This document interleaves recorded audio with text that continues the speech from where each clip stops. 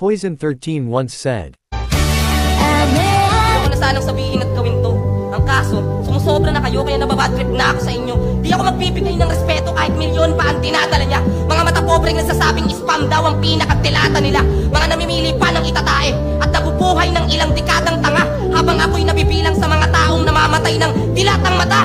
E di sige, kayo na rich kid. Kami na tong sardinas lang ang ulam. Sumidiskarte, sumasahod. Pag naubos, nangungutang. Kumakayod, napapagod. Sumisweldo, pero kulang.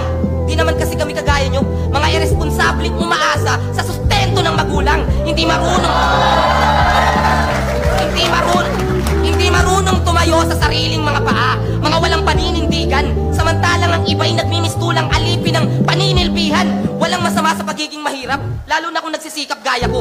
Pag ako yumaman, okay lang. Pag kayo humirap, kaya nyo? Di ba hindi? Kaya kung usapang pera, sige, panalo ka na apno. Yung dalawang ulo mo, 500. Yung dalawang ulo ko, 10. Pero kung usapang karanasan lang, baka hindi ka makasabay. Pinanganak akong mahirap, pero di ako mahirap. Mamamatay lahat ng bagay na meron ako ngayon. Naabot ko yon sa sarili kong mga kamay. Hindi katulad nyo, nakalahat. Palamunin, palibasa, panay karangyaan lamang ang tinamo. Sinabi ko na yung kahinaan ko at wala nang rason para itanggi pa to.